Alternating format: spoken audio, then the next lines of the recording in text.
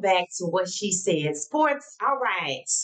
All right, it's Tuesday, and a lot seems to be happening all over the place. So first I want to start with this. So when we spoke about maybe 2 days ago, um, it was on the heels of what? Ocho and Cam Newton, right?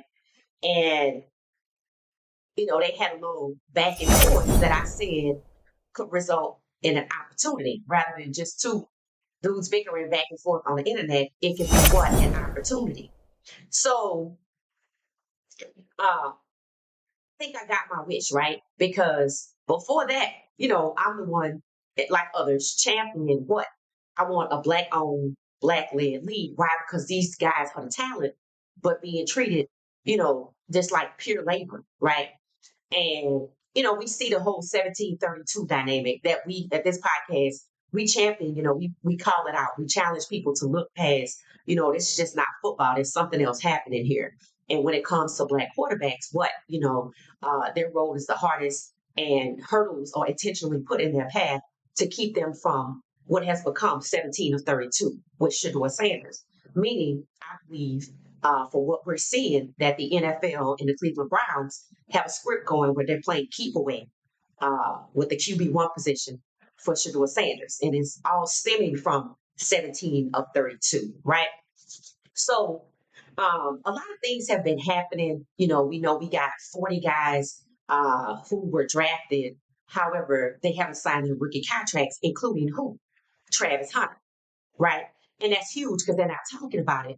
But there's seriously something wrong that is preventing him from saying, look, I'm just going to sign this and do whatever you say.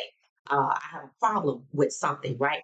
So, on Travis's front, today, Coach Prime put out a message, and y'all know, told y'all his messages have meanings. He put out a message today, right? And read it to you, and you tell me what you take from it, understanding the context of what's happening. Coach Prime is a legend in the NFL. What just took place with his son and his relationship with the players in the league, right, from Colorado. So it says, let's not be anxious to get into things we can't get out of as quickly as we got into them. Satisfaction that happens quick ain't worth your time or your dime or your money, right? It says, be patient and be wise because everything ain't what it seems to be once you get into it. Take your time. Now, in the comments, I was like, yup, that's right, fellas. Read those contracts. You can't convince me that that's not about this contract situation with a very special number 12 from Colorado, who the league, thinks is one way, but he's showing them up. I can read, and if you thought you can read, a wife that can read, I got people that love me, and I'm not just signing away. Coach Prime say a waste of your time and your dime, right? So that might not be what he intended, but you tell me in the comments what you took away from that. That's what I actually believe it's referencing to. Telling Travis, take his time, be patient, because there are going to be people coming to him, and likely from where? His representation agency that's probably like, people are probably trying to say, hey, why don't y'all just go ahead and talk him into signing this contract? Why? Because it benefits them financially if he signs. What happens if he doesn't? Right? He and 40 other players, including Shamar Stewart, whether they talk to each other or not, could just sit out and say, hey, see you, right? We know guys got paid coming into the league, right? From NIL, like Travis. Went out and bought a $3.2 million house and what? Hasn't signed his contract. What does that mean? He don't need that money. And Travis has options, right? And it's not just endorsements. He probably could go play baseball. And to be honest with you, what did I say to parents that have these triple star and dual sport athletes? If basketball and baseball is an option, you might want to look that way. So that's what I think it is. And I thought it was interesting that it came out today. You still don't hear them talking about this contract situation. See, that's what they do. They get together and get silent or they get together and get loud. And by they, I mean the media. You rarely hear from the team owners. You're not going to hear from them, but they have people that, send out messages and, take direct orders, etc. But I do find it very interesting that they were so high on the horse about Travis, and apparently they slid something into his contract too. So y'all tell me, because that's what I think it means. So hey everybody, how y'all doing? Let me say hi to the chat. Who was in here? Uh, let's see. All right, so we got a good squad going. How y'all doing? Charlotte, Isaiah, welcome. Gracie, thank you for holding it down. Let's see. We got Juanita. Happy Tuesday, Miss Mia Porter. Welcome, welcome. What school band is that? Alabama State University. Rodney Johnson hit the like button. Thank you, Rodney. Horizontal Earth. Welcome, welcome, welcome. Got some new people hanging out with us today. Alabama State is twice that size. Alabama State band is twice that size. Yes, this is Alabama State. Um, if you heard it, you know she said it. Thank you so much. What's up, everybody? 21 more likes. Yes, if there are 20 of us in here, so hit the like button for me.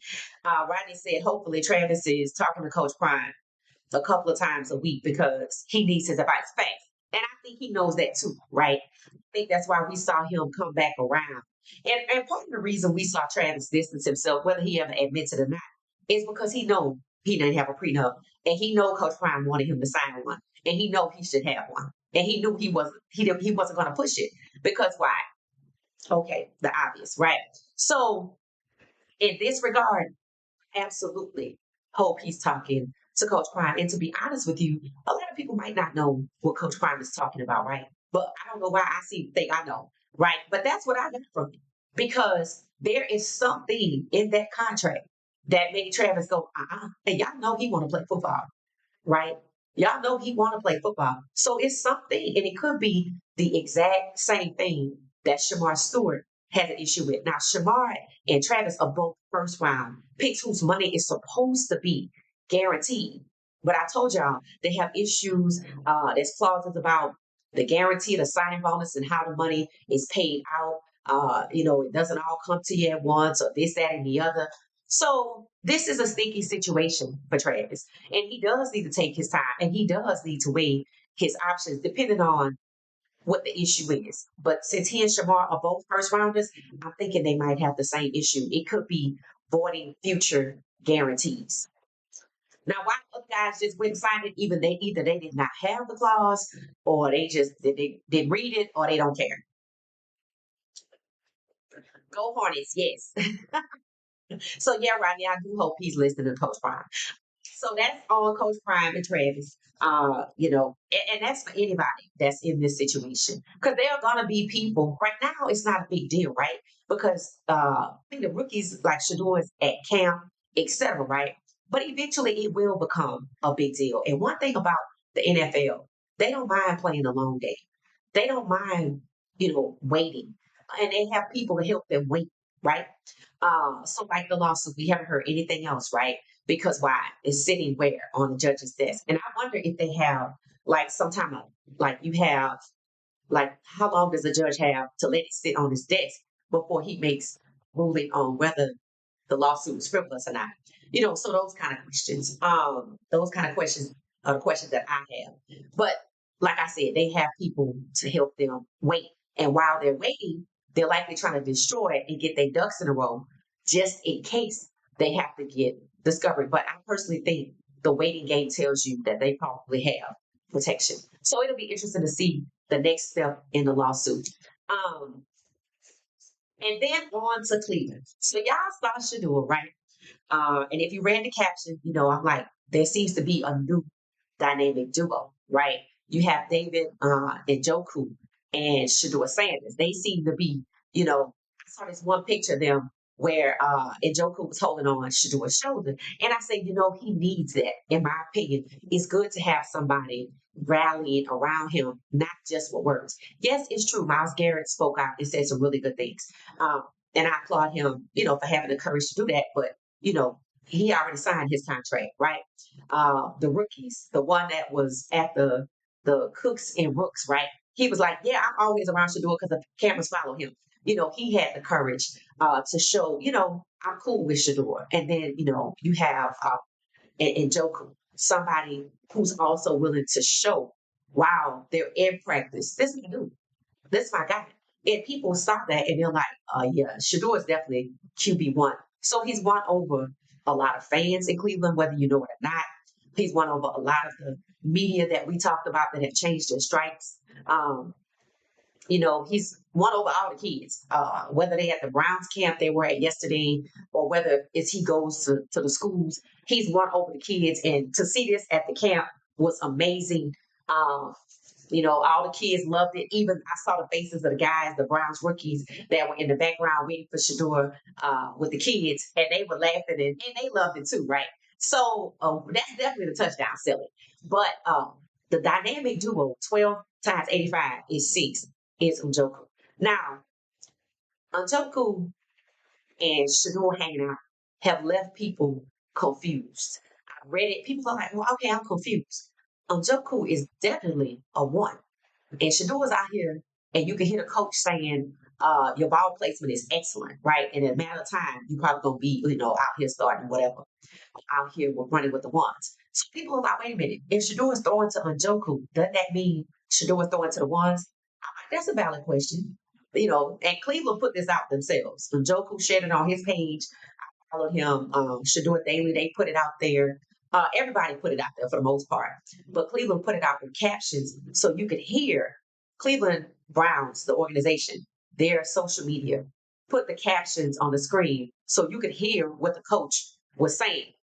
The one that I said that came in between them when they were talking, and it's like they didn't get that close. They were like right there, and he came in the middle, and he was like, "Now if we could just get a tight end to catch the ball." So it gave the impression that Cleveland is trying to show people, "Hey, it's not us. He's out here throwing with the ones, or we're ready for him to throw with the ones." Right? So that's what I mean by when I say I think we got a new, dynamic duo, right? Um, their chemistry is good. Said what? Said the Browns have Flacco, Uncle Flacco, sharing a locker with who? Jerry Judy. I also said you don't really see Judy around Shador. Why is that? Because he's a 1. But everybody's like, Njoku is a 1. And you see him around Shador. And they talking about his ball placement. You see Njoku catching the ball. I don't know if I saw Shador throw it to him, but I did see him catch it. So it's like they're trying to tell us it's coming, or hey, here's proof that it happened. Y'all just didn't see it because maybe, it was close, because clearly this didn't happen yesterday. So I think Cleveland is coming around, right? I think Cleveland is coming around. I think it's hard to deny that Shador is pro ready, right? And if they want to start with Uncle Flacco, like I've been saying on X for the last 2 days, you have every right to do that. But you do know that Flacco has to play against a defense. And somebody backed me up yesterday. This lady, she said, yeah, you referring to 2023 when he got taken out the game because he got hit and he wasn't available for what? The game that was leading to the playoffs. Right. And that was 2 years ago. And he's older now. And I don't care what you say. Uh, unless he got something going on that he's not supposed to be doing, there's no way. If you haven't played a full season, your body is not trained for that, right? And people always talk about what happens when you put the pads on, and they're like, Flacco's good, he can throw. Yes, he can throw, but can he withstand a hit like he took in 2023? Kept saying it was similar to what happened to Pat Mahomes in the Super Bowl, and it was. It was essentially almost the same type of hit. In my opinion, it just looked a little less intense, and they took him out. If he was hit with the full force like Pat Mahomes was in the Super Bowl, oh, and he didn't play well in Indianapolis. So to me, let me tell you what I think the Flacco is about. Flacco is third string on Cleveland's depth chart, but they realize what? They realize Kenny Pickett can't be QB1. This has been proven. So I don't know who went and got him, but they failed. Okay. And even he know it, right? They know Dylan was never supposed to be QB1, so he don't have the skill set, right? They know who QB1 is. They know who QB1 is for the entire season. The NFL itself does not want to admit that Shedeur Sanders is pro ready. Why? Because they're going to have a hard time justifying while he was one taken off the board and two pushed down so far. That's why he's not getting that QB1 in addition to 17 to 32. I mean, honestly, if I wanted to, I said he was poke ready already. Said he's a first round draft pick, first year starter. That was before the draft. But since the draft, he not that good, right? I'm going to have a hard time starting him at QB1 if I took him off the board because he's entitled, right? Just on entitlement alone, uh, they owe him some money. Those are damages because that's a lot. And then, like Andrew Berry said, and I noticed a couple of people been repeating it the last few days. Two different people say, well, Andrew Berry said he took Shadur because his value relative to the first round was too high. In other words, he wasn't worth the price. Excuse me? He the best QB you got. And he pro ready. And he could play the whole season. Flacco can, Kenny can, and Dylan can. So that's also a lie. But that's why they don't want to make him QB1. In addition to the NFL has its agenda, and now Cleveland has its agenda. I'm sticking to the script from the NFL, but we're not about to look wrong out here. So, I told Andrew Bear to say that he costs too much in the first round and his skills are outdated and he's a retro style pocket passer. So, yeah, we're not starting him. That's why Flacco is coming up from 3 to 1. Flacco is third on the depth chart because they know, just like Flacco has not played a full season since 2017, but they done messed up. So now they in a pickle. Okay, I got Kenny Pickett, but he not gonna work out. I drafted Dylan to be a backup, and he not gonna work out. All I got is Flacco, but he ain't played a full season. Well, let's just run with it. Let's just run with it. And last resort, we might have to get somebody else. So I think all the talk about Shadur being traded has subsided because why? Who trades their best quarterback? Cleveland knows that's their best quarterback. Cleveland knows their fans are watching them. The NFL knows NFL fans are watching them. When they go to London, who gonna play the game? They gonna start Flacco. They don't want it to be Shadur. But why not? You got Jacksonville, you got Travis, Cleveland, you got Shedeur. So why not take the rookies and put them on display in London? Because the NFL has its own agenda. 17 to 32. And now Cleveland has its own agenda in addition to sticking to 17 to 32. Well, we're not going to look wrong out here. We're not going to look like we don't know what we're doing. I don't know why not. That's not anything new for Cleveland. But they are not going to let him start unless they are forced into it. Just like the league itself was forced into drafting Shedeur. It's going to have to come to that. They don't believe in Shedeur. Oh, that's a lie. They know exactly who Shedeur is. It's that they don't believe in Shedeur. Now, notice, nobody has said anything about Coach Prime, right? That tells you the draft was not about Coach Prime. The draft was about 17 to 32. Going to Cleveland, they were sticking to the script, but now they have their own problem since he's proven the best QB out here. Fans, kids, and the players, the vets, and the rookies, and the coaches. No, he's that guy. What they gonna do? And they not gonna trade Dylan Gabriel, and they not gonna trade Kenny Pickett. They gonna roll just like they did in 2023. They gonna run with every quarterback they have, and they gonna try to make sure that Shedeur Sanders does not get the majority of the games. But in order for that to happen, they have to be willing to what? Lose or injury could move him up. They are going to sit up and do exactly what they did in 2023. Mark my words, you heard it here first. That's why they're not cutting nobody. They were supposed to make a cut. They don't want to cut Pickett or save face and cut Dylan and keep Shedeur. So they trying to, it's politicking. It's like, okay, look, we messed up, but we're not going to admit it. So we're just going to roll with everybody. We did it in 23. Stefanski was the coach. Let's just do that. Just make sure Shedeur doesn't get the majority of games. We don't care about preseason. You can put him out there. And that's where they're going to mess up. Because if he ball out or they let him play against Baltimore and Cleveland win, and then they put the others in and they lose, what you think going to happen? Fans going to revolt. They this far from fighting within their own campus. They are this far from fighting because you see certain guys gravitated towards Shedeur, right? But Jerry Judy still shared a lot with who, right? And if you watch that video, and Njoku was calling out to Flacco, and Flacco did not turn around. He didn't stop, and they weren't that far apart. He was like, Flacco, Flacco, just Flacco just kept walking like, Brown hit you. And then that's when he started talking to Kenny Pickett and gave him a little nickname.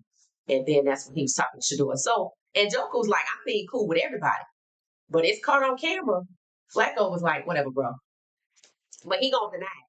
He would definitely deny it. Just like he had to come back and clean up his words about what? Mentoring Shedeur. Now they saying Russell Wilson say he don't want to mentor Jackson Dart. So now they trying to say it's just a veteran thing. What Russell Wilson said about Jackson Dart. What I did hear Russell Wilson say about Jackson Dart on another podcast is that, yeah, he's a youngster, he's going to develop nicely. So I didn't hear Russ say he don't want to mentor Jackson Dart, but everybody heard what Flacco said. I'm going to tell y'all something about Flacco, too. Flacco just like Kirk Cousins, in my opinion. See, Kirk Cousins don't want to sit behind Michael Penix Jr. Why? He better than you. Would you be okay if you were sitting behind Joe Burrow? You see what I'm saying? And I think that's Flacco's problem. But see, that's where arrogance comes in. Again, you haven't played a full season since 2017. You got hurt in 2023. They didn't even keep you in 2024. You went to Indianapolis and stunk up the place. And you third string here, and they only moving you up to one because they can't count on Kenny Pickett, and they don't want to give it to Shedeur. So why you in your feelings? You could go home, right? You could go home. Because what did he say? I didn't get off my couch to come mentor nobody. Oh, okay. So you willing to compete? And maybe he mad and in his feelings and ignored Njoku because Njoku and all some of the other people are cool with Shedeur and he don't have the locker room. See, that's another thing. Shedeur already got the locker room, at least the majority of it. He got the locker room. The coaches, there are coaches that have spoken out, announced and said, yeah, 15 years, haven't seen anybody like it, right? Shedeur got the locker room. So Flacco, not only did he not get off his couch to come and mentor nobody, he didn't get off his couch to be QB2 behind a rookie after being in the league. How long? See, it was all cool with Flacco till Shedeur balled out and looked good. That's when, in my opinion, Shedeur was trying to be cool with Flacco and he was just trying to brush him. And then the next day or two, we see him being nice to Shedeur. We see Mary Catherine being nice and her commentary about Shadur, and we looking at Daniel Onifuse.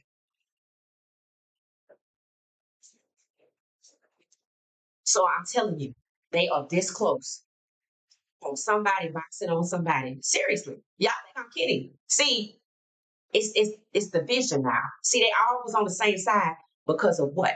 What they were told about Shadur. In a podcast in Cleveland said, it's time to stop talking. It's time to discuss the reality of Shadur rather than what we were told. Then that's when you hear they lied to us, they lied to us, they lied to us. So you can have certain people in Cleveland, the organization and the players, the coaches, right? They got that email about Shadur that's like, that's not him at all. They lie on him like that. So they like, hey, they like Shedeur. He winning them over, not that he trying, but they're seeing the truth. And then you're gonna have those people who sticking to the script, like Andrew Barry, right? You're gonna have people like that, and then you're gonna have people in lower positions with Andrew Barry's mentality. Then you're gonna have people in the locker room who want Flacco to start for whatever reason.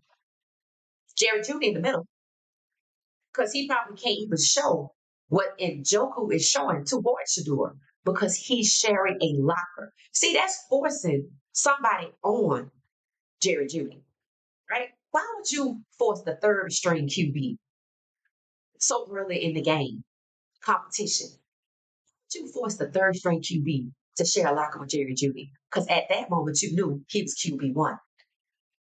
It was never a competition. But that's not right to Jerry Judy because that's making him pledge allegiance to Flacco. What if he want to pal around like Njoku with Shadur. I bet that's frowned upon. Oh, I bet that's frowned upon. So they are this close to mutiny and all out bedlam in there verbally. I'm telling you, animosity, tension, because they divided now. Because the truth is, so y'all let me know what y'all think. Right. So let's see what y'all saying.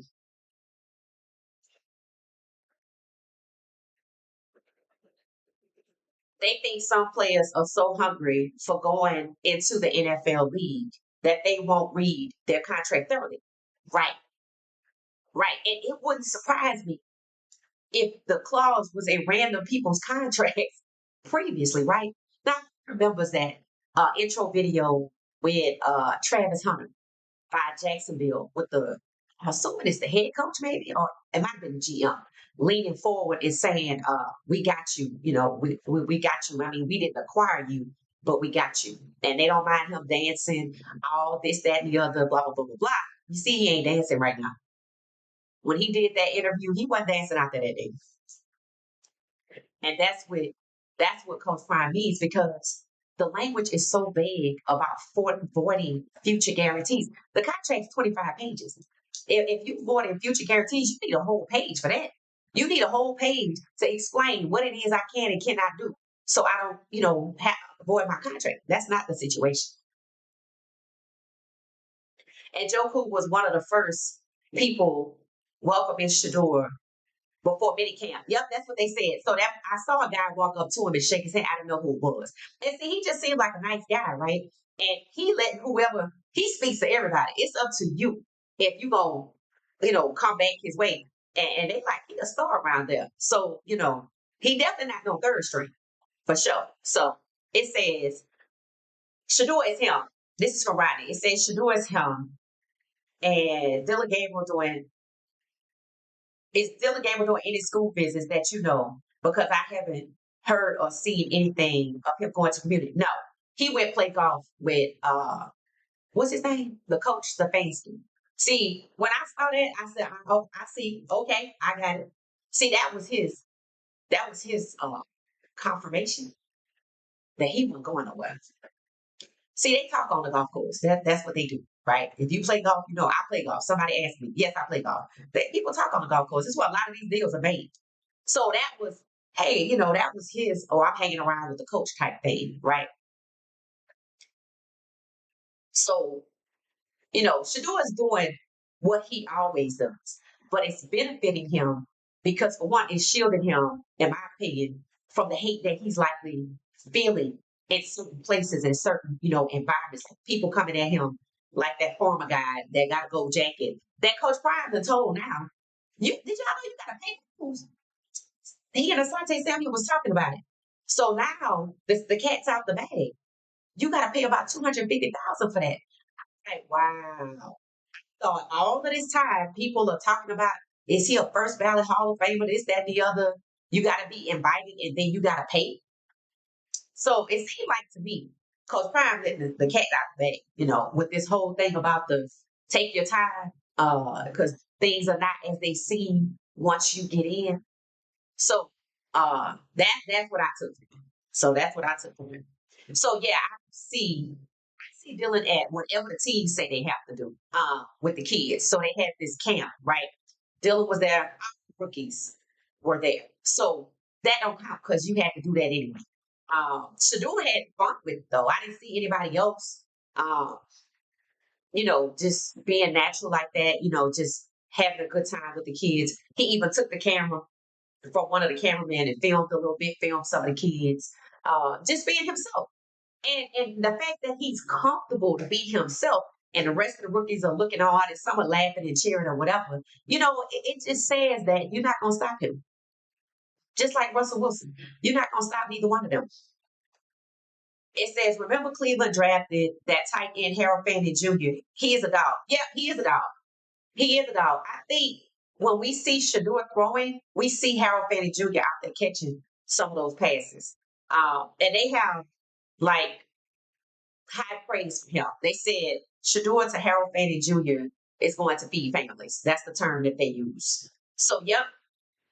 It said the NFL doesn't want to say Shedeur is pro-ready due to they don't want upcoming top high school QBs going to CU for Coach Prime. It's not just they don't want to go into CU. If they black, they don't want to come into the league. I mean, if I work so hard to stop Shedeur, what you think? I would just welcome the next class? No. That's probably why. See, y'all got to understand, college is in cahoots with the NFL when it comes to these quarterbacks. The players, too. Why would Georgia have the most players drafted? They didn't win nothing. Just like, why does Kansas City have the most games? They didn't win nothing. And it's two things on both of those fronts, right? I listen to these big box networks do nothing but talk about Kansas City. See, that's what happens. See, the schedule dictates what we see. The media pushes the narrative and you buy it. Then you go run and watch Kansas City. You think the same thing can't happen for Jalen Hurts? You think the same thing can't happen for Saquon Barkley in the Super Bowl winning? When they talk about Philadelphia, who do they talk about? The quarterback or Saquon?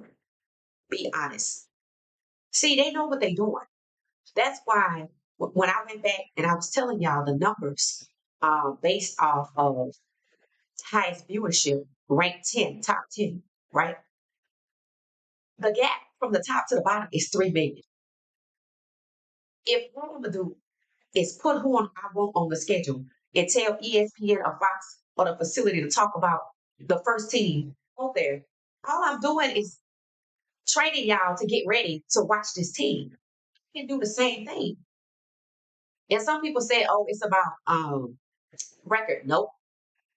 2024, they had a good record. They just won the Super Bowl. Why are we not talking about them? Because they want to push Kansas City. That's what they did before the Super Bowl, right? Because that's the team for whatever reason. Do I think it's the love of Pat Mahomes? Not really. You think if Pat Mahomes is married to a black woman, they like him like that? So there's something, and I keep saying this, there's something about the Kansas City Chiefs that fits some type of narrative. And I don't know what it is that they like them so much. I have no idea. Because I just watched Philadelphia win the Super Bowl, and they are not going overseas to London, and they don't talk about them like that, and they decimated their team. Arizona said, I wonder if that man that has the $100 million lawsuit had anything to do with this too, giving them any fuel for that fire. What do you mean? Had something to do with what? Let me know what you mean. Expand on that for me, Horizontal Earth. Thank you. 400 Circle Media, welcome, welcome.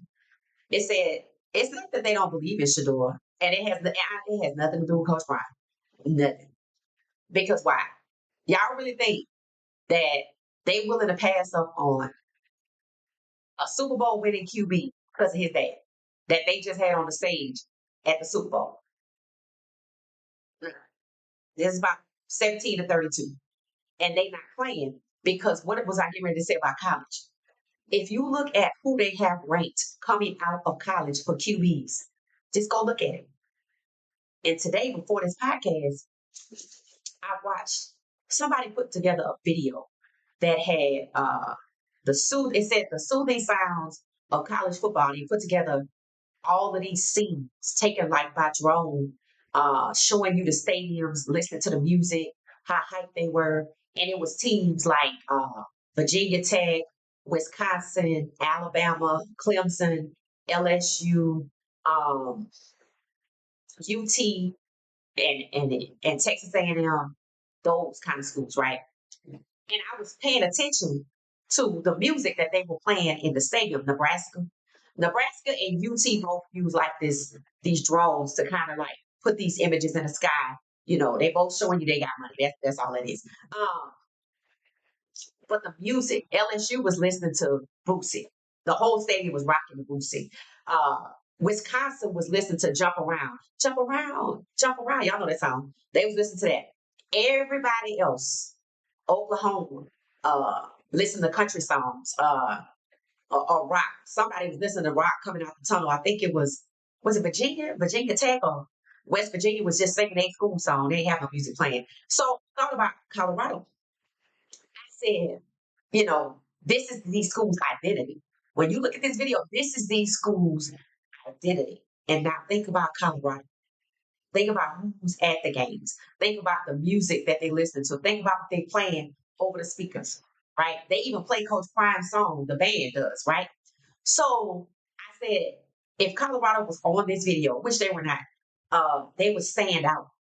You could see the culture led by Coach Prime. And I said, see, this is what they want.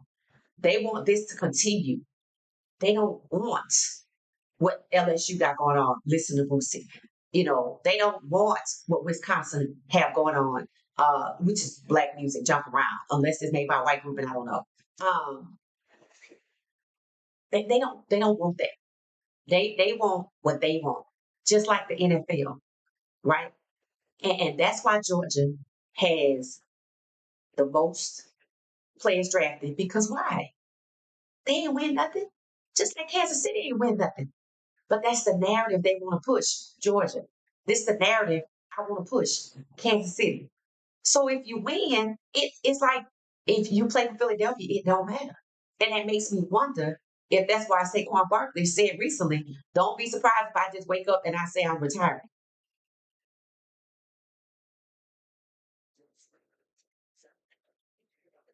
I'm doing all of this. I'm held back at the Giants. Then I come over here, we win, and y'all pick the team apart. We don't get invited overseas, and we won the Super Bowl. You think the coaches don't feel like that? So the media is, I told y'all, I heard this the other day. The media was talking about Kansas City, then they went to talk about Dallas. I said, all they're doing is going down the list and talking about the top three teams. I heard them talk about Josh Allen yesterday.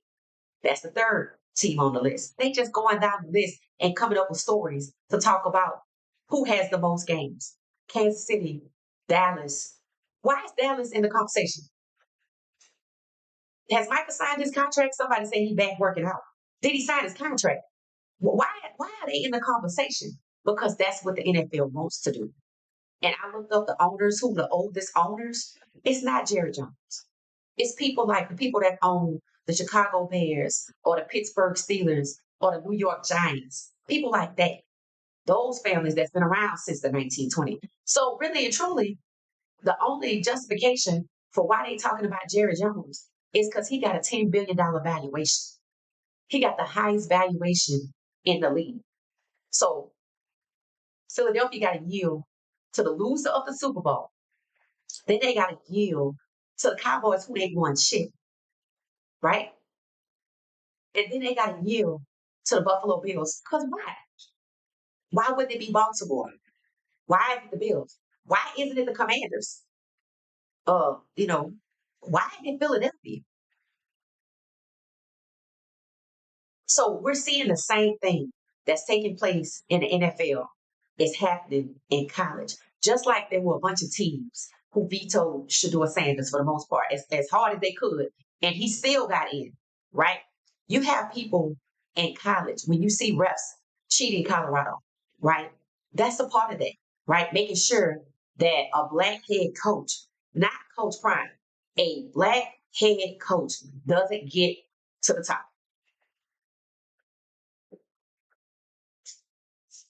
Just like that's college, right? I'm trying to stop black head coaches. I'm trying to slow down black elite quarterbacks that can start. And I'm trying to do what? On the NFL side, I'm trying to make sure I devalue them and push them down so they don't get to QB1.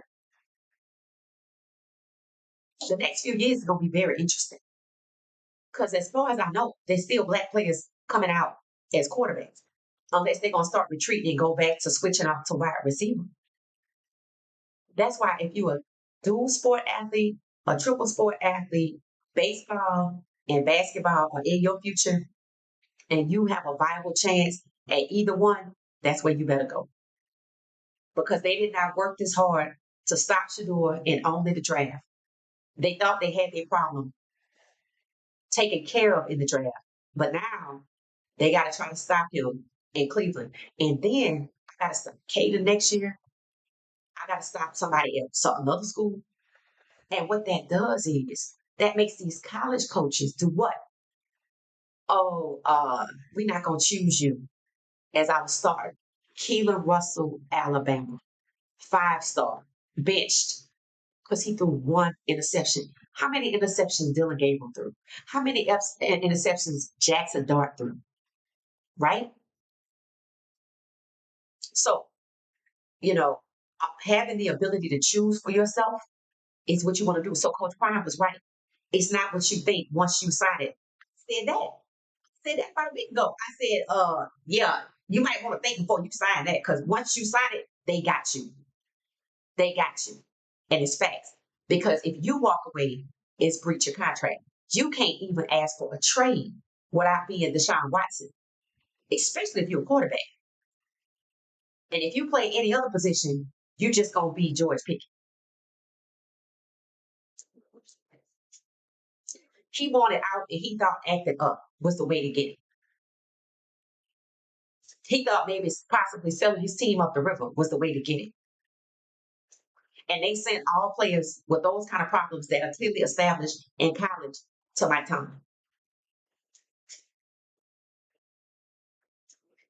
So Shedeur is winning, in my opinion. I think it's a guy thing. I think that's the message. At some point, they're gonna need to understand they're not fighting with Shedeur. You fight with the one, and that's exactly what I mean. You fight with the one, and they're gonna have to sit down somewhere, or they're gonna need to sell their teams, or they just gonna up in the league, right? But for the players, so let me tell y'all something I watched today. Oh, y'all know who Kirk Franklin is, right? Um, I watched something that actually made me share a tear too because I feel like I can check off a box. Because there is a point that you get. I'm like, I want these guys to start their own league. I want these guys to pick up a camera, do their own content. I want you to work on your brand. I don't want you to be beholden to these people. I don't want you making it in college and then you got to sit it down and shrink yourself until you are forced out early and you have nothing, right? That's why I was so excited about Cam and Ocho having a possibility to run the game. Found out the game, the 26 version, doesn't come out until July. So maybe they'll get a chance to do it in July. But then, I was like, well, I guess we're just kind of deflated that the game is not out yet. So you got to wait. But then this morning, I was watching YouTube and Kirk Franklin put together a group of 4 men and himself, 5 black men, sitting around talking, right? Vulnerable, transparent, faith and fatherhood. 2 of the men used to play in the NFL. Sitting on one side were DeVale Ellis, who played for the Detroit Lions, and he has already talked about his story, how he got cut right before he was eligible for retirement benefits, right? And then Lou Young, y'all know Lou Young, uh, he tells his story about how he was an undrafted free agent and his daughter was just born. Like they were in the hospital. Uh, the mother of his child, they had probably just cut the umbilical cord. He was holding her. The next day he got a call that he was cut, right? So DeVale Ellis and Lou Young both did what? They took their lives into their own hands. And Lou Young talked about it today with it's called Den of Kings with Kirk Franklin. And he talked about how after that happened to him, he would never allow anybody to disrupt what he had going on and be beholden to anybody else like that again. And I get it. I totally get it. And that's why he grinds like he does. Where did he just leave from? He just left Green Bay because he was invited by NFL to do content. Like we wait for Bucky to see. But Lou is in front of the camera. Bucky is behind the camera. But see, the point is the NFL is not the only way. Maybe they hired him because he was an undrafted free agent and they remember they cut him. So come on over here and do some content. Or maybe they hired him and they didn't remember him from the NFL because he was an undrafted free agent and they like his content. So hey, come work for us. Right? And then there's the Val Ellis, got cut. Him and his wife been together since they were 18. So he was obviously over the age of 18. He's in the NFL thinking he get ready to do his thing. They cut him right before he's eligible. That's dirty. I'm not surprised, right? That speaks to what Coach Prime is saying. Before you make a decision, understand it's not what you think. It is after you do what you need to do. And they both picked up camera. Two former NFL players both picked up a camera. And some of them, both of them, probably make more than most of the people that got drafted this year. I'm serious. DeVell Ellis, now his wife is in the industry, right? Because they had a dream, right? We're not done with Luke Young yet. And then sitting across the other side of the table was Country Wayne and DC Youngfly. So look at how these two made it. I know for sure Country Wayne came out of the pandemic, right? And then DC Youngfly, if you haven't listened to him talk, he is wise behind his years. And people say, is he so mature because his parents are older? Like his dad is like in his 70s or 80s or something like that, right? He got like grandparents for parents because they had him late. And he is very mature. And then you have Kurt Franklin, who referred to himself as the OG. And I couldn't help but think about Coach Prime because Kurt Franklin and Coach Prime, they know each other. Remember, Kurt Franklin was up at CU, right? And I'm looking at all these degrees of separation and the guys that know each other. And Kurt Franklin knows and respects Coach Prime. They have a friendship. And then now you have Kurt Franklin sitting down and putting together Den of Thieves with black men who they talked. They talked about things that you don't see anybody else in the media putting together for black men to do. Even BET had something similar to it, and they had Kurt Franklin on there. But it was instantly about the set, what they had on, and their careers. And like Jack was on there. So that was an opportunity for him, to sell himself. But on Den of Thieves, go watch it. I think this might be at 300,000 views.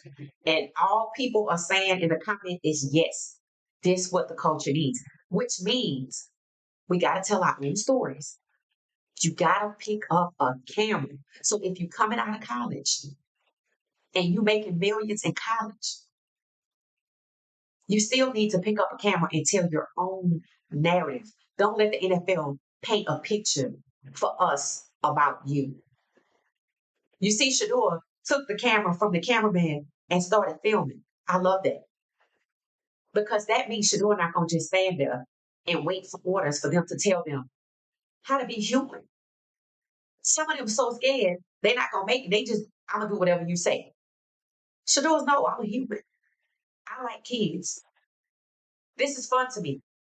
So the two things that he enjoys, his social media and the kids, making the kids laugh and happy and being around the kids, took place naturally yesterday. So he's on the right path. A lot of CU players are getting on the right path. These guys, the 40 of them that are holding out, if they can't go play another sport, they better have a plan before they eat that contract that they already don't want to sign. You have to be like a stripper. Before you sign it, you're going to need a plan. You're going to need to get in. You're going to need to still do you. Pick up a camera, tell your own story in whatever form you want to, and get out. We should not only hear about who you are in between plays. Like in college, I was watching Colorado State play CU, and they were talking about the kicker. Oh, yeah, he's married with 3 kids. That's the most you're going to know about it, what they tell you. Tell your own stories. And for the guys that's already exited the league, pick up a camera and tell us your story. So that was my morning. And that's how I got to this 1230 podcast. And it's all starting to come together. Feel like and check off a box. Shadur gonna be okay. And I see that now. This was the first sign. And seeing him out there pick up the camera and with the kids. It's all coming together. That's who he is. And he even put this out there. He gonna be good regardless. Because if he get traded, they stupid. And it shouldn't surprise us. And he gonna end up in a better situation. Or they gonna make him start over. And like Geno Smith, Shedeur is eventually going to end up in a better situation. So he's gonna be okay. Because despite them trying to hold him back and push down his celebrity and say he's not good, he's proven otherwise in a short period of time. And then for the black guys, the athletes, the ones who gonna end up like the Val, getting cut right before the benefits kick in from retirement, before you're eligible. And the ones like Luke, that's in the middle of a life event, and you get the call after one game check that they cut you from the team. He said he only got the one game check.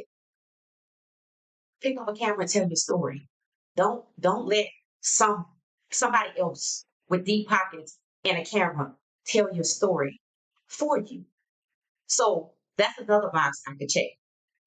These black athletes that play in the NFL, they're gonna be okay because now they get to see Kirk Franklin bringing former athletes together to just genuinely talk with as creators. And a lot of guys are gonna see that, and they're gonna be like, "Yeah, this is a bunch of creators and two play in the NFL, and I can be a creator too." Yeah, tell your story.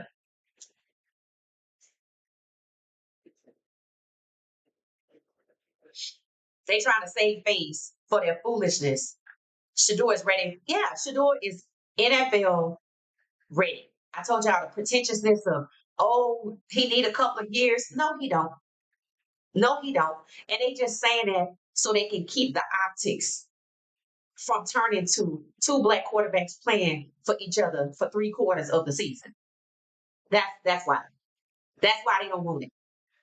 That they don't want that at all. So they lied on him. They did the worst. They did the worst thing that they could do. When all they had to do was say thank you, but no thank you. You think there's quarterbacks out there that they told, no, no, we're not gonna be able to work with you. Yeah, I know them. A lot in the HBCUs, they don't even look that way. Just like what we gonna talk about on Friday, NFL Africa. We having a members only live stream at 6 p.m. Eastern Standard Time, and we're talking about NFL Africa. He should go. He should be QB1. Yeah, no, Shadur is definitely QB1. Browns need to trade Dylan Gabriel or Pickett to save face with the public. That's why they don't want to trade him. They're gonna rotate those guys. Judy on his second team, he trying to stay in the lead. See, there you go. Who said that? Rodney. See? You see what I'm saying? See it. You can see it. You can see who got an attitude because so and so like Shadur.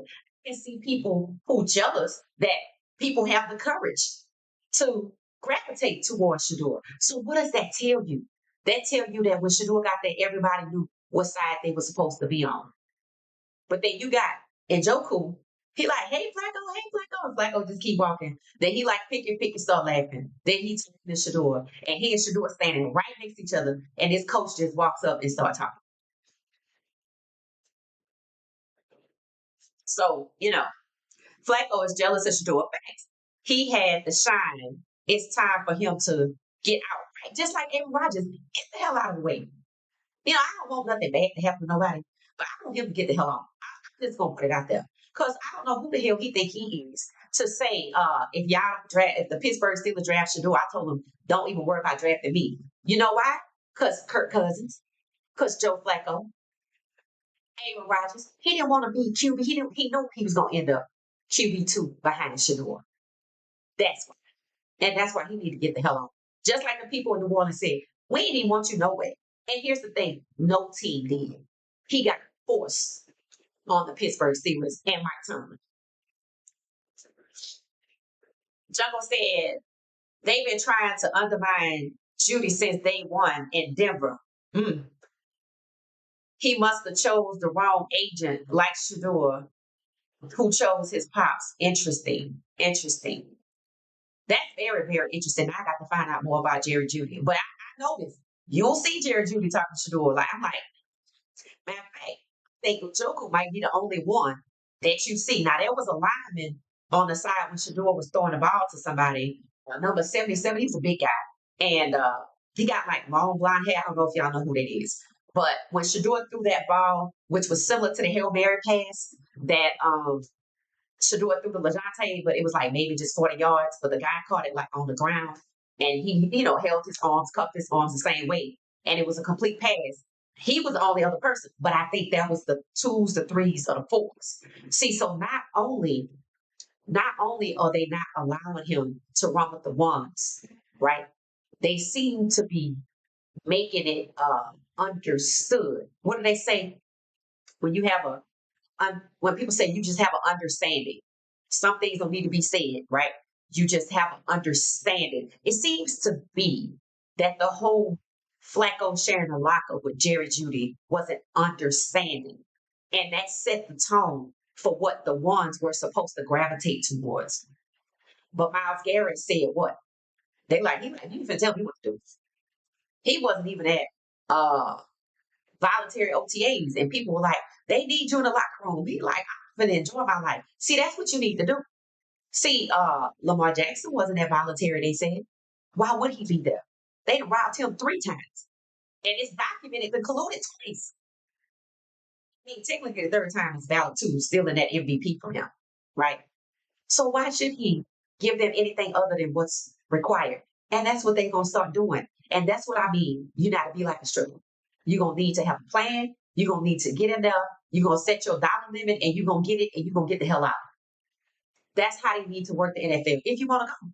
And y'all better stick together. But while you in there, you better on the weekends, you better tell your own story. You better build your brand on the weekends. So when they cut you like they did Lou Williams in the middle of a life event, you're not out here panicking. And while you in the league, you're not scared to stop. You're not scared to have a rapport with the new black QB1. Yeah. So see, that's a lot happening there. So that's why I'm glad to see this. First time we saw it and with the kids. And that's why I know he gonna be okay. These players gonna be okay too, but it's gonna take them a minute to get in position. Like some of the guys that have left, like DeVal Ellis and Luke, right? But they gonna get there. They gonna get there. Hit the like button for me. Yeah, it says, I hope they put Shedeur at number 2 because when number 1 fails, um, and Shedeur comes in and coaching them, fans will revolt for not making him a number 1. You're right. And y'all know, I'm like, you know what? He is QB1, but I don't trust none of y'all. So I'm going to need him to be QB2 for a minute. He's not really QB2. You don't really get the designation of QB1 until you play the majority of the games. But I don't need him to be the starter. I need to see how he's going to go. Because I've seen too much from the video that I have seen with and without audio to tell me that there's an understanding around there. And Shadur has surpassed what they put out as an understanding and make you question and challenge that understanding. So to me, Flacco, Aaron Rodgers, and Kirk Cousins all got the same problem. And the league just want them around for optics because they don't want to see what? Drop it in chat. What do they not want to see on primetime TV every damn week, game after game after game? Tina said black players need to look at what the NFL is showing them and see it for what it truly is and not what and worth the yes facts. I totally agree with that. And what they need to do, this needs to start coming out of college because bullshit already happened in college. Cadence class. I know they took stock of what went down with Shadur, but see, that's still their dream. But I can't wait to get to the day that you have a good ball player like Juju, his age, and they like, yeah, quarterback, you're gonna be a starter in the NFL. I'm going to medical school. I'm going to law school. I'll start my own company. I'll start a tech firm. Nope, I want to be an entrepreneur. Start my own network. That's what I want to hear. I'm here. It's gonna take time for them to unlearn what you're being brainwashed into. It's gonna take time, but it's gonna happen because I already see it happen. I told y'all not just about DeVal Ellis and Lou Young. I told y'all that there is a former NFL player who's in a pit crew for NASCAR on one of these players. Yeah, right. So that's another option. So the point is, y'all could buy a NASCAR team. Michael Jordan got one. Learn from that. For those that actually like NASCAR or looking for a good investment, instead of buying an NFL team that they don't want to sell to you, go on out there and get you a NASCAR team. We'll be right there. Get your pickleball league. That's what's his name? Y'all know I don't like him. Atlanta Ice Trey. Trey Young. Dislike him. I don't know him personally. Don't like that's a whole nother topic. Anyway, he has a pickleball team because there's a pickleball league here in Atlanta. So I think he has a team. I don't think he bought the league. I think he established a team. You see, something that lets you have equity in something that's sports related, where people respect you from day one, right? So it's changing. It's changing, but it's too many of them that. And honestly, I think everybody is like the guy with the pizzas. I don't. I think the Antonio Browns, the guy with the peak substance. What's his name? I forget his name. The one that dates Stephon Diggs. Is that his name? Is that his name? I don't want to say it wrong. Um, See, that's not everybody. That's not everybody. You do have the Shedeurs. You do have the Cams. You know Jimmy Horn Jr. Have all kind of endorsements. But what does he do? He take care of his family. And then there's gonna be things that he wants to do too. So um these guys have to change the mindset in college. It's okay to play quarterback in college because that's different. Let me tell you why it's different. See, in college, they're paying you, and most nine times out of 10, they're going to respect you because I'm paying you all this money. And nobody's crazy enough to do what they do in the NFL, which is why they devalue the guys because they don't want to respect them in the first place. So I don't want to give you $40 million if I don't want you to be QB1 so I can push you down in the draft. That's not new. See, in college, it's different energy. See, college is like they want the guys to stay in school. So at UT, they doing whatever they got to do. If the money is divided up amongst everybody and the football team get 10 million, they got boosters willing to come up with 30 more. I just saw the video the other day. They brought a bunch of Lambos.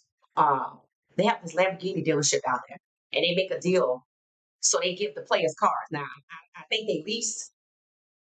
I don't think they get to keep them, but they get to have them, and that's part of their recruiting. So all they did was just line up different color Lambos on their field at UT, and that's how they attract players. So if I'm doing that to get them in, you got to know they paying big dollars to get them to stay, right? So that's where you get to be the star. So before you leave CU or UT, you know what the NFL is. You see how they treat Cam. You see how they treated Milrow, and he went to Alabama. See, Alabama ain't Alabama no more when the quarterback is black, right? So, and you see what happened with Jalen Hurts when he decided to leave and go to Oklahoma. They still pissed off about that in the NFL, and they don't have nothing to do with that, supposedly. But see, people know people, and they pissed off that he left Nick Saban's Alabama, so they're taking it out on him where? In the NFL draft. And he just won a damn Super Bowl. And he just like Lamar. They didn't hold him down to 32, but they didn't draft him till 53, right? Because he chooses to be himself and not put on these, this dog and pony show for them. They don't like that. And when they can't read you, they feel threatened, right? They feel threatened. They were threatened by Shadur. Hell, I don't know why the hell they was threatened by Coach Prime taking their job if the NFL itself is treating him this way from the league level. So that's how you know that was some bullshit. Who the hell was gonna give him the job if none of y'all liked him? So that was a lie, right? So college, this is where you change your mindset. Damn that draft. Be like the basketball players. Stay in school, get that bread. Go to law school, start your own business. Here, what you do? But that don't have to be your option because if 40 people are holding out, likely have something to do with guarantees. Your money not guaranteed either. And if you can play basketball, go do it. If you can play hockey, go do it. If you can play baseball, definitely go do it. Because I don't know what you're getting for football. Your ego fed? That's all sports stars, right? So I think it's going to change, but I think it's imperative that these college players pay attention to what happened in the draft and understand this was not just about Shedeur. If you are a black quarterback, you better pay attention and know your history. Know your history. So they going to get there. They going to get there. Start a damn uh gaming league or whatever. Do something. But don't let that it's time for them to unlearn on the college level. It's time to unlearn. So I feel like I can check off a few boxes that things are gonna eventually things are already going in the right direction. And eventually the rest of the guys will get it together. People like peak substance, I don't worry about people like that. Because, when you already in an environment where people like you are oppressed and they want to single you out and give you all this money but they want to tell people yeah, I can't let you be the quarterback because you lack the intellectual capacity and you go out here and make an ass of yourself and they got to come be your saviors. I don't have respect for people like that. You knew what it was and then you still decided to live up to their stereotype of you. I don't expect people like that to do the right thing. Expect people like that to learn from Kirk Franklin's podcast, Den of Thieves, with two former NFL players. I don't. We need to pool our money and become a majority owner of multiple teams. Did y'all know that the Green Bay Packers are owned who's it owned by? Publicly owned. They are not owned by a family. The Green Bay Packers are owned by a group of people. Yeah, and I'm like, see, that's why they good.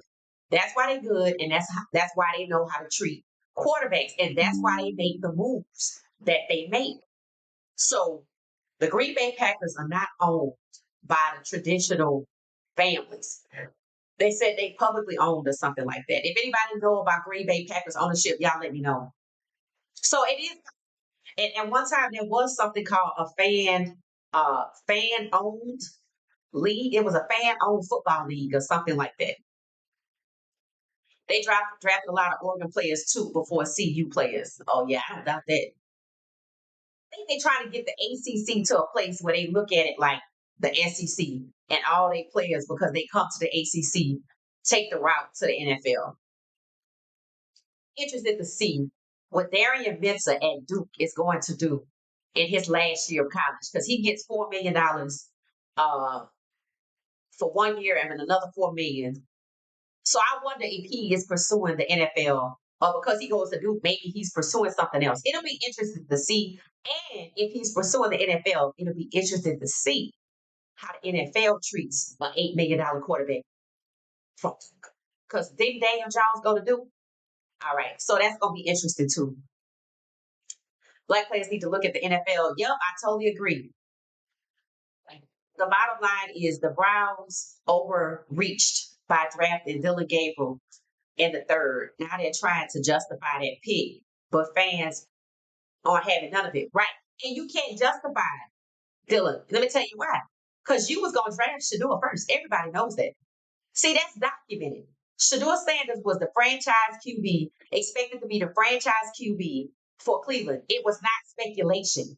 See, Cleveland made it public at the combine, after the combine, at the Shrine Bowl, that was their guy. They even were the only ones to come out and say, after New York said they was worried about Coach Prime being a shadow, Andrew Berry was on the record saying, we don't have a problem with that. That's when the media started saying, oh, they gonna get scammed out of their pick. So they was calling Andrew Berry stupid. But he liked the job. So peace and blessings. Black QB versus black QB. That's it, Robbie. That's what they don't want to see every Sunday. They don't want to see that. And when we look at the roster for preseason, the first two games, Carolina Panthers versus the Browns. Shedeur versus Bryce Young. Let's move on to game two. Philadelphia Eagles versus Browns. It's either Shedeur versus Jay or Shedeur versus DTR, who just left Cleveland because it's preseason, right? I don't know who Carolina's I don't know who their backup is to Bryce Young. And matter of fact, since it's preseason, we might not see Bryce Young. And another thing I see them doing, notice that the Raiders, they didn't take Shedeur like people thought they were. But again, he's going to the Browns. We saw the Raiders make their move with Geno Smith, and that was to block. You know who they end up drafting, right, as a quarterback? Cam Miller. Remember him from North Dakota State? And then I told y'all there's a guy that's a backup number 4 to Tennessee. Cam is QB1, and then Will Levis is 2, and then it's another white guy. His name is Brandon Allen. So I noticed they starting to stack the depth chart. Instead of stacking it with black QBs, they starting to stack it with white QBs. So next year's draft that I'm not watching, I'm gonna wish Caleb well. I hope he gonna do something else. But probably gonna hear about it. Because I'm still traumatized from the last one. And I'm sure not gonna sign up for the next one. You know, think it's gonna be very, very interesting. Because in my of the opinion, they didn't do all of this. They didn't do what they did to Shadur and what they did to Milrow by pushing them, they think, out the way of QB1. They didn't do all that for nothing. They're gonna still try to do the same thing next year. So to me, that's why out of 13 quarterbacks that was drafted, they 10 were white.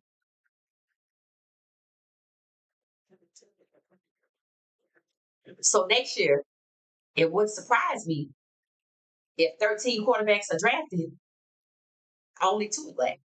And then the year after that, 1, because they are already trying to go back to pocket passers, right? Because the dual threat quarterback requires athleticism.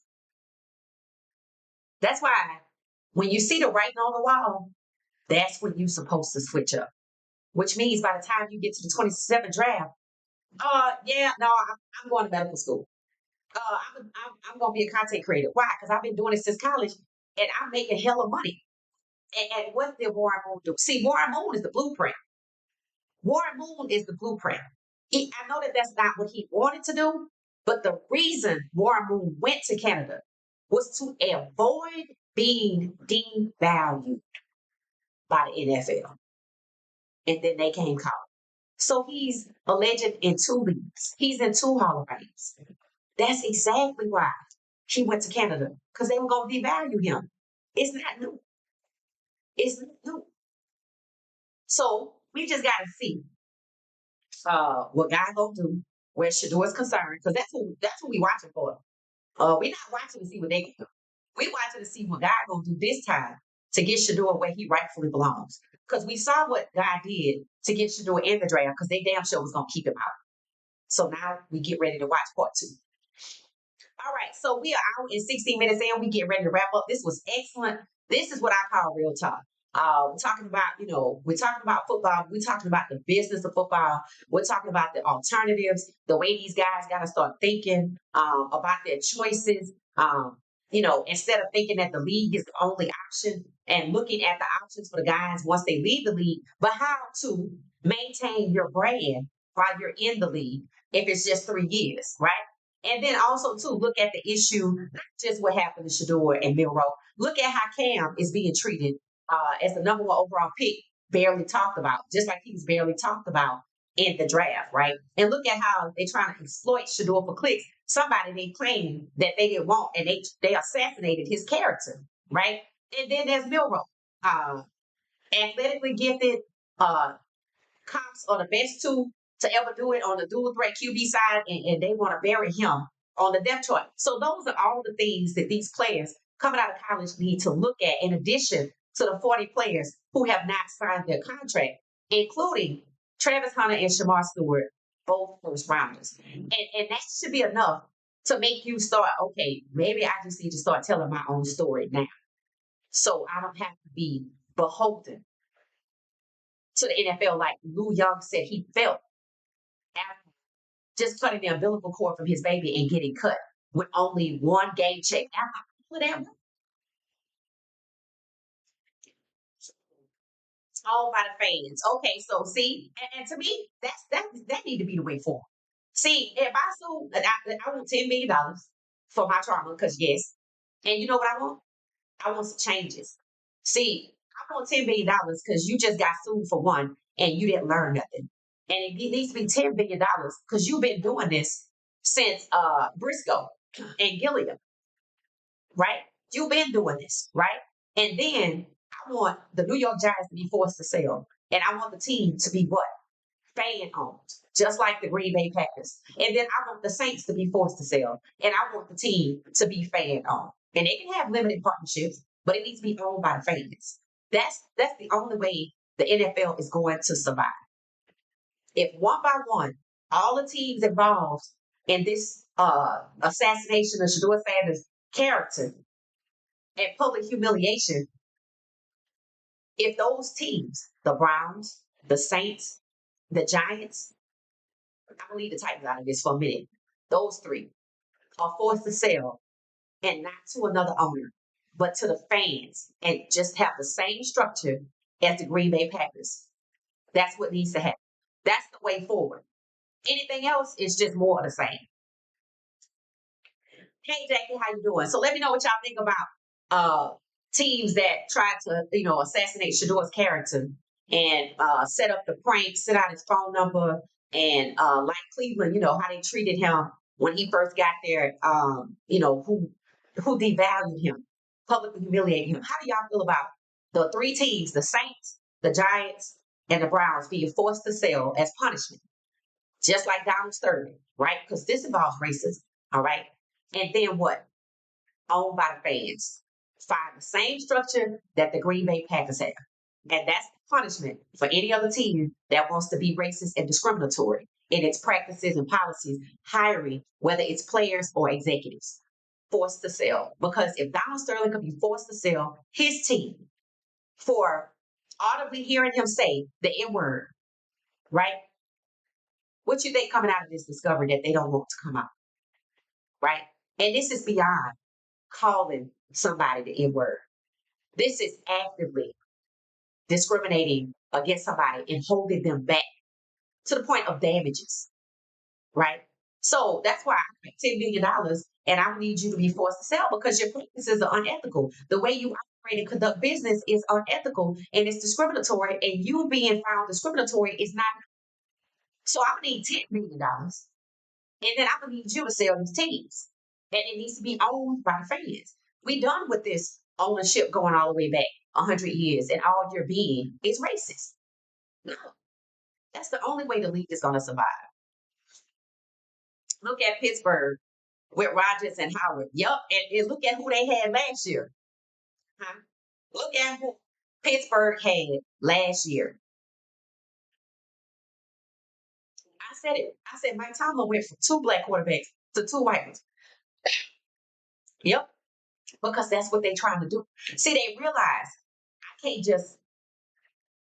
They already know what Bill wrote, which is why I think they're trying to change it. See, they took black QBs and tried to bury them on the depth charts. Well, that don't work because they turned out to be the best. Then they did the whole dual threat thing, and they realized, that's why we got too many. So I need to go back to a pocket passer. That's where Jackson Dart and Tyler Shaw come in. But see, Shadur is a pocket passer. See, they messed up. You can't say you push Shedeur out of the draft. This is what Cleveland is saying. You can't say you push Shedeur out of the draft because his value to the first round was too high because he's a pocket passer, a retro style QB pocket passer, and you draft who? A pocket passer. And then who you draft after him? Passer. They screwed. These people are screwed. I hope y'all understand. They are screwed. They are screwed. The league is screwed. The Cleveland Browns are screwed. Hell, the Saints might be screwed. And I know the Giants are screwed. I know the Giants are screwed. And now people are starting to bring up that whole Carr. Why did Carr retire when they were talking about Shadur coming? Because they said, well, we already got quarterback. You see? So the Saints could be screwed too, but I don't have time to look into their bullshit. So for sure, those are three teams that need to be forced to sell. The league is screwed. Those three teams are screwed. Cleveland's definitely screwed. Definitely screwed. See, Andrew Barry screwed himself. See, he shouldn't have said shit. He said nothing. I'd be like, welcome, Cleveland. I would just sit there with a solemn face, like, I'm tired. I wouldn't have set up and put out this stupid ass story that his skill set, when it comes to the value of the first round, his skill set is outdated. But then they go on to draft the second and third quarterbacks, the exact same pocket passer. And you're not going to make me think in none of my years on this earth that Jackson Dart has more mobility than Shedeur Sanders. They screwed. So they need somebody to drag this out. They need somebody to kick it out. They desperately need somebody. And that is why we know what a 2027 damn draft is in Washington, D.C. All right, so that's it. That's it. That's it. This was good. This was excellent. Friday, 6 p.m. Eastern Standard Time, NFL Africa. You don't want to miss it. You don't want to miss it. All right, y'all. So I'm going to get out of here. This was really good. We can keep the conversation going in the comment section in the chat because remember, this is the comment section for the live, but there's a separate comment section, and normally a lot of people do go over there, so we could just keep the conversation going, and I can just tag in throughout the day. All right, so this was an excellent, excellent, excellent conversation. You're not gonna hear this conversation nowhere else, right? And a lot of things that I'm saying is just common sense. A little legal ease, and then just reality, based on reality, what's actually happening. So I'll see y'all at what? 4 p.m. Eastern Standard Time for inside I keep saying that for the huddle. That's what I call it. 4 o'clock huddle, where we just get together and talk about things that have transpired. So I got to go catch up on current events, and I'll be back at 4 p.m. 4:05. So just think, if I say 12:30, think 12:30 to 12:35. If I say 4 p.m. to 4:05, think that, and 9:30 to 9:35. So always give me like a 5-minute grace period because I'm coming and going. So I'm gonna see y'all later. This was excellent. Thank you for excellent, excellent commentary. Y'all did really, really good today. Very engaging and insightful commentary. So I appreciate it. Thanks for watching What She Said Sports. See you back for the midday huddle at 4 p.m. Eastern Standard Time. Thank you for watching What She Said Sports. Be sure to join our daily live stream and listen up to What She Said Sports on the go on Spotify.